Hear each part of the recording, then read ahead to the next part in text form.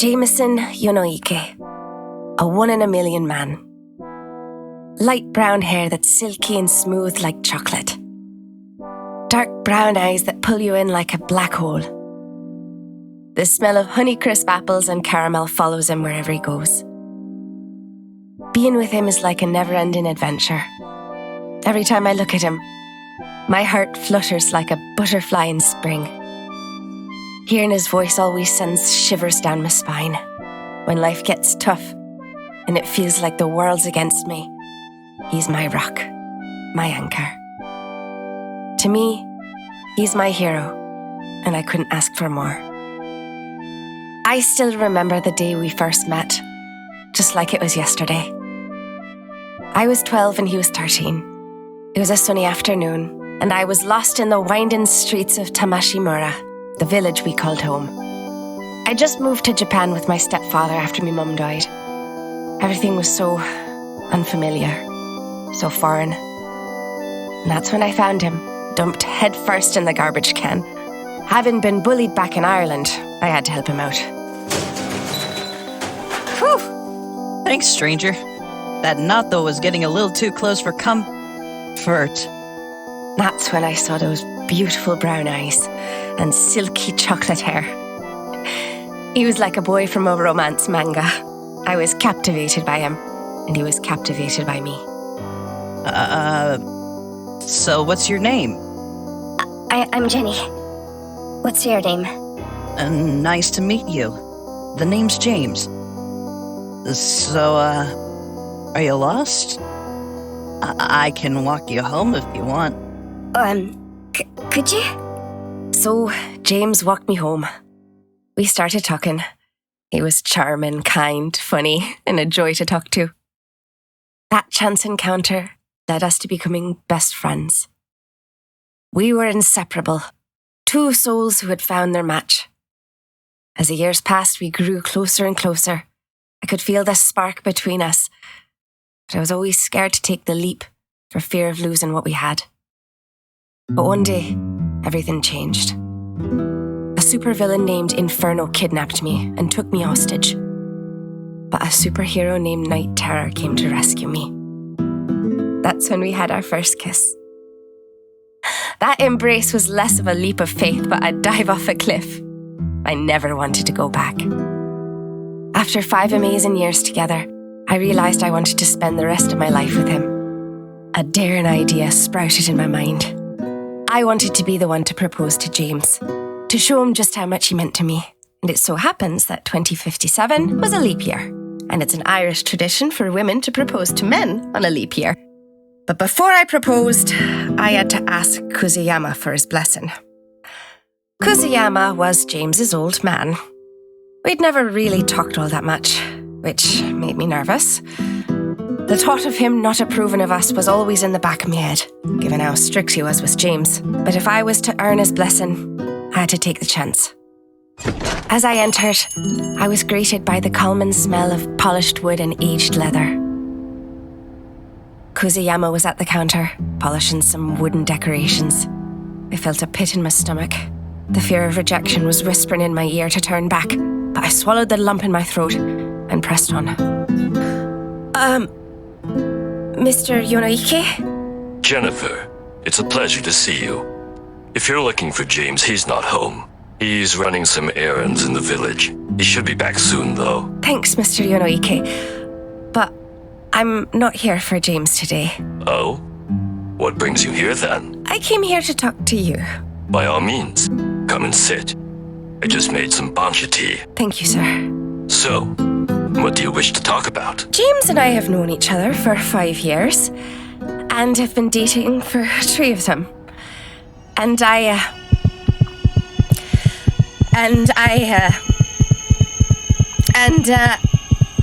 anxiety attacks suck, especially when you're trying not to have one in front of the man you want to be your father-in-law.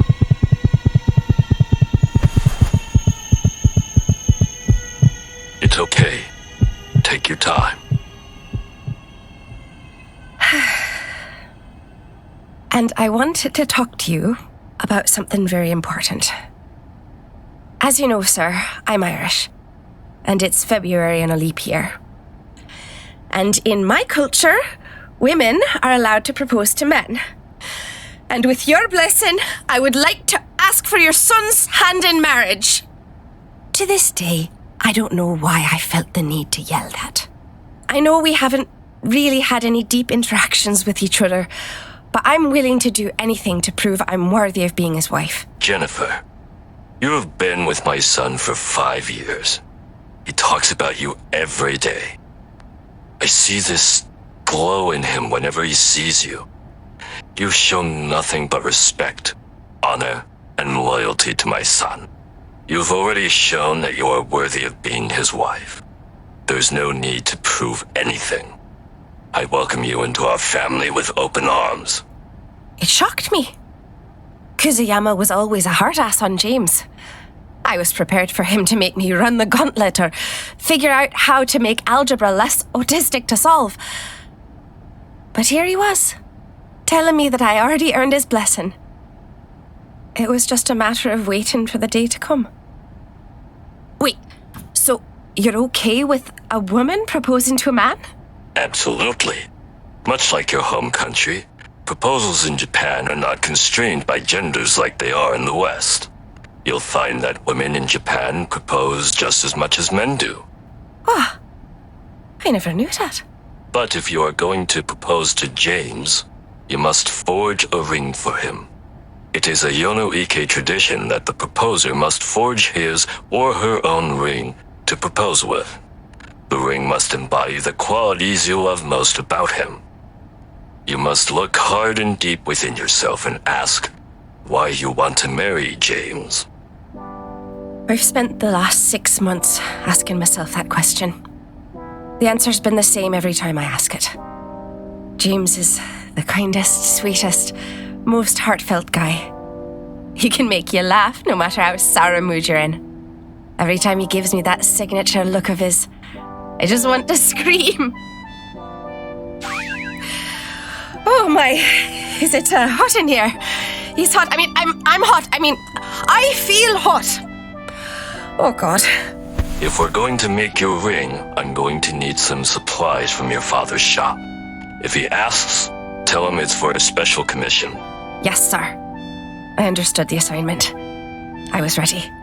Unbeknownst to me, James had his own plans. He sought guidance from Victor, my Russian stepfather, in creating a ring.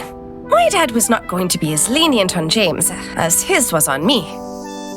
As I walked towards Victor's forge hut that sat beside his store, the smell of burning wood, coal, and smoked meats greeted me.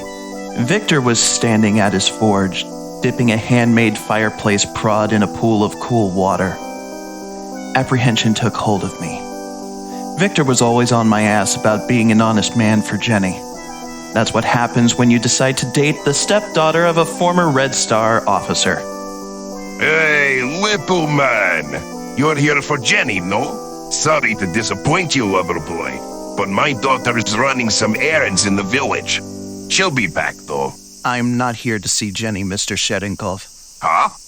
Does your father need something? No. I came here to talk to you, sir.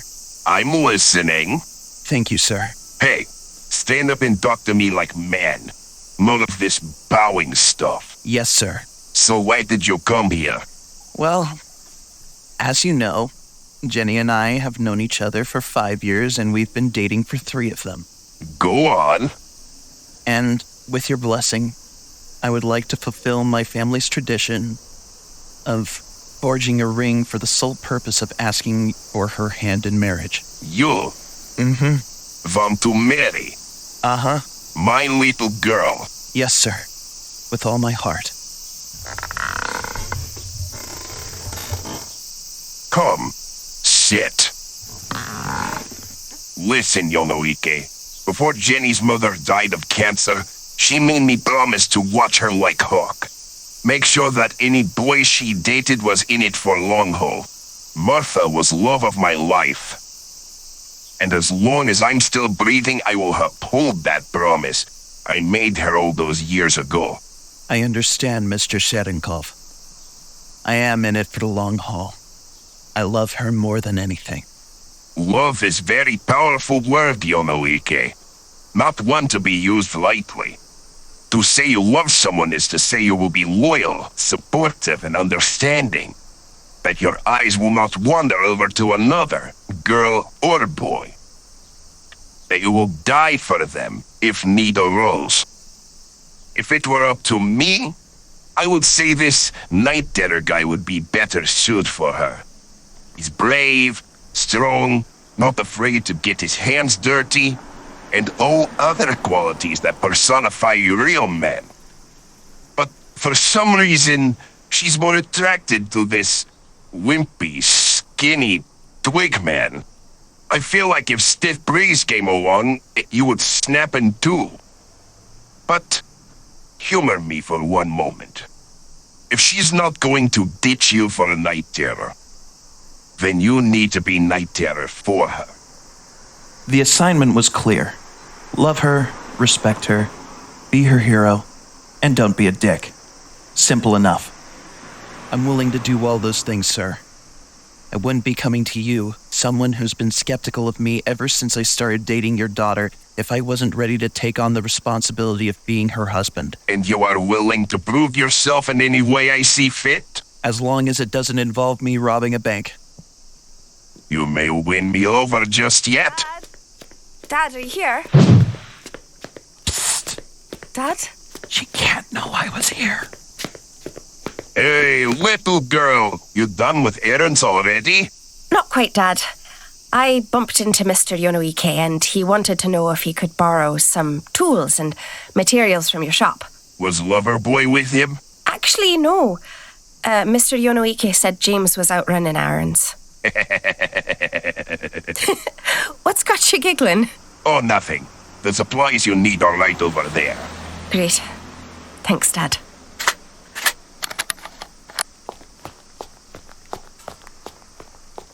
She's gone. You can come down now. For the record, I intentionally fell from the rafters. Sure you did. I'm surprised you could bridge yourself for even that long. Impressive little twig man. Thank you, sir. Now here comes the fun part. What's that? You're going to forge this ring all by yourself. But the tradition states that the parent of the proposed is supposed to help with the forging of the ring. But I am helping you by allowing you to use my forge. You said you would do anything to prove you're worthy, no? I did, sir. Short of robbing bank? Yes, sir. Then what is problem? Nothing, sir. Good. Then let us begin. The midday sun loomed overhead as I carried the supplies I needed for James's ring. I had the perfect idea for it. An apple red gem with caramel gold band. A perfect ring for my perfect caramel apple. Welcome back, Jennifer. Ready to begin? Yes, sir. And so began the arduous journey of forging my proposal ring. It was tedious. Time-consuming. Painful. By the end of it, my fingers were sore and blistered. But if I had to, I would do it again. My ring was almost done. It was the perfect design. It was a peach diamond with a sky blue band. There was only one problem. I forgot the fucking diamond. What is it? I need to go. I forgot the diamond for her ring. I've got diamonds here. It needs to be a specific one. It was starting to get dark out. The sun was about to set. There was no way I would make it back on foot. This looked like a job for Night Terror. Night Terror, terrify!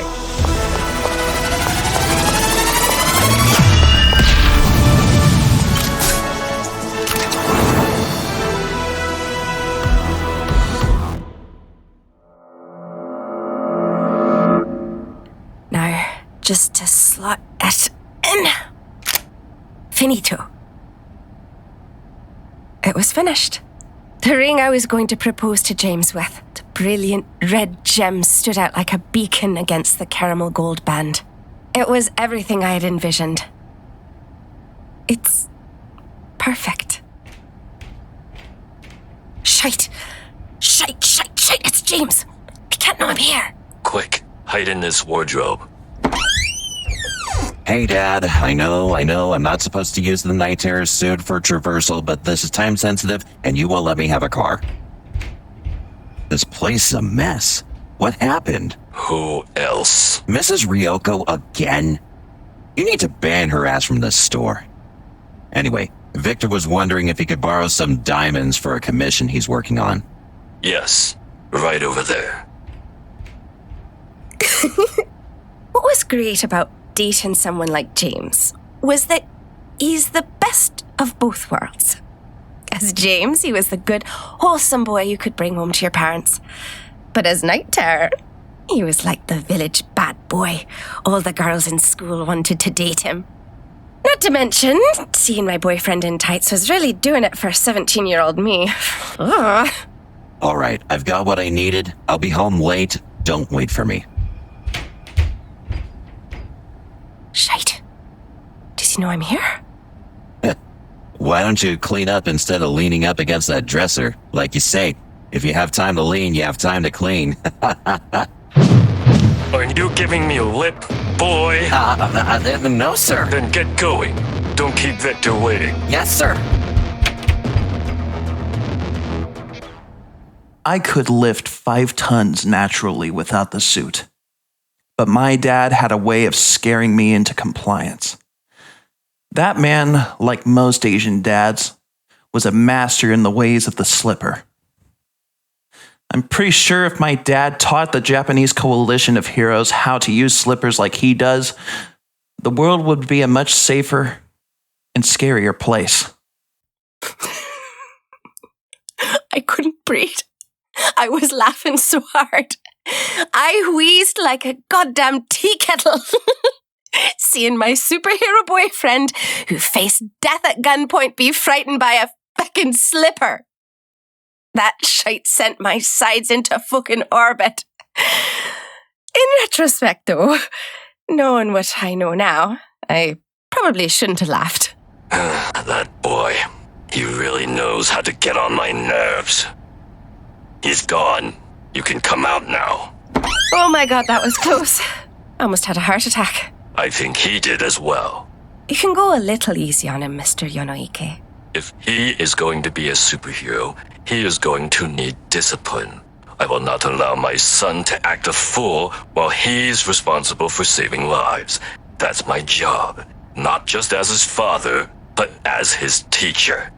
I understood his reasoning, but even then, I still felt he was a little too harsh on James sometimes.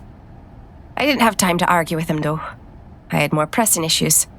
But he would get what was coming to him soon enough. Not only from me, but James as well. It's getting late, Mr. Yonoike. I should get going.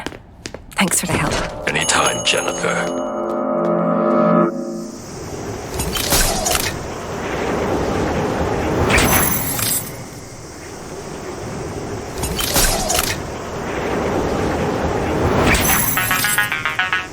Shit.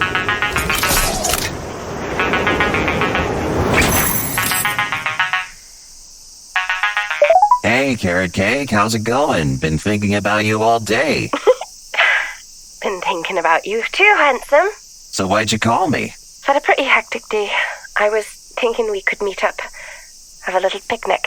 Maybe under the tree where we had our first kiss. Oh, you know what? That sounds perfect. I was going to ask if we could go there tonight as well. Great minds think alike, don't they? Absolutely, Carrot Cake. Listen, I've got 1 or 2 things left to do, and I'll meet you at the tree. Sounds good. I love you. Love you too. I really hope she says yes. Minus the hiccup of forgetting the diamond the first time around, everything was going to plan. There was just one little problem. I was a superhero. Oh, come on! The tune was set. The ring was ready. My heart pounded like a drum, and the butterflies filled my stomach, and my face was beet red and hot. As the seconds counted down, my anticipation grew. All I could think of was seeing his reaction.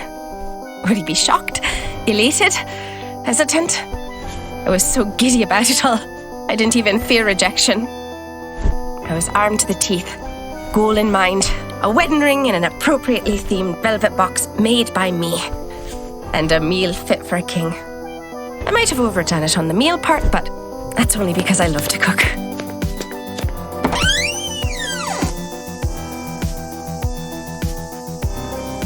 All right, Destiny, here I come.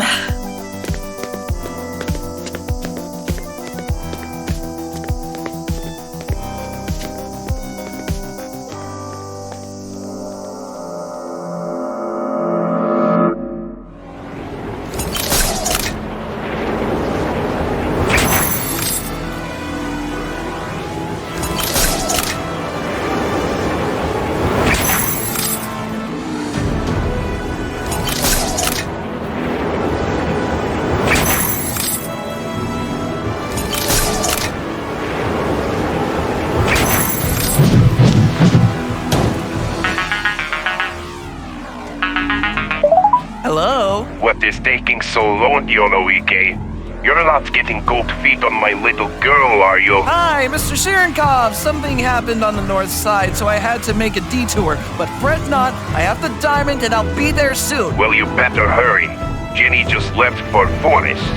Don't keep her waiting. Yes, sir. You guys just couldn't wait to rob the bank tomorrow. You just had to rob it tonight of all nights, didn't you? On top of that, how the hell did you two crackheads manage to make a nitroglycerin bomb between your collective brain cell?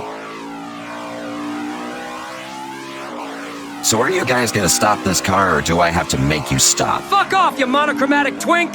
Yeah, what he said. You really don't want to play games with me right now. I've had quite the day, and I'm not in the mood for nonsense.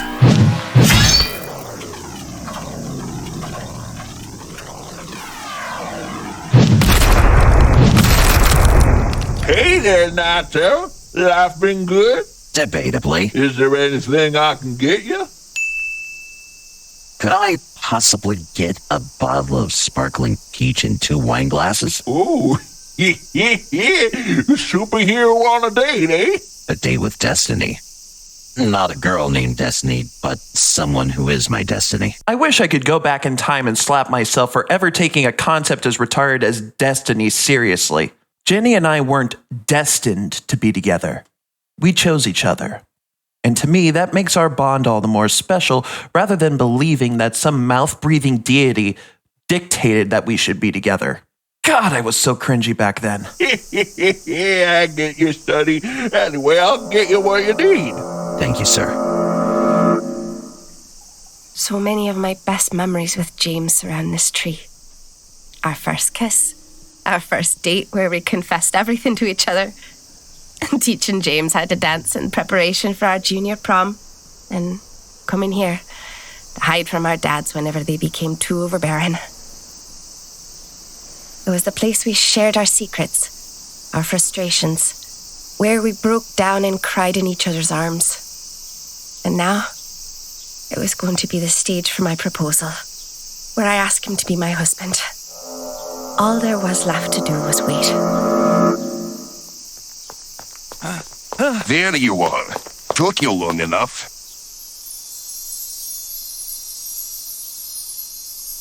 I can see why it was worth the extra trouble. Where's the ring? Right where you left it. I hope you don't mind, but I took liberty of making you custom ring box. It's perfect, Mr. Sherenkov. Thank you so much. Now go. She's waiting for you. All of the stopgaps were out of the way. I had her father's blessing, the ring was complete, and now I had an amazing box to set it in. All that was left was to head into the forest and propose to the girl of my dreams.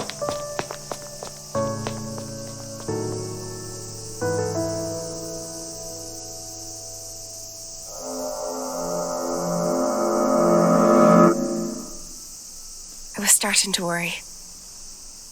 What if James got hurt? What if he's in danger right now? What if he realized what my plan was? What if he got lost? This was it. Power down. The moment of truth. A single bead of sweat ran down my brow as James entered the picnic area through the bushes. The sight of him calmed me and gave me anxiety at the same time. Teenage emotions suck. Hey, Carrot Cake. Sorry I'm late. It's okay, James. I know you were busy. You're way too understanding for your own good. What kind of why? I mean, girlfriend. Would I be if I wasn't? I brought us some sparkling peach. Ooh, getting fancy, are we? Oh, I thought we'd go all out for this date. I thought the same thing. I even made your favorite. I have a feeling this is going to be a date to remember. Great minds think alike, right? My heart was racing again. My head began to spin. A feeling I hadn't experienced since our first kiss 3 years ago. But I held firm. By the end of tonight, we would be engaged. Hey, James. Before we start dinner, there's something I need to tell you. That's great. Actually, there's something I need to tell you as well. Wait. Why are you kneeling? Why are you kneeling? No way. No way. No, you shut up. You were going to propose to me? Yeah, and you? Yeah.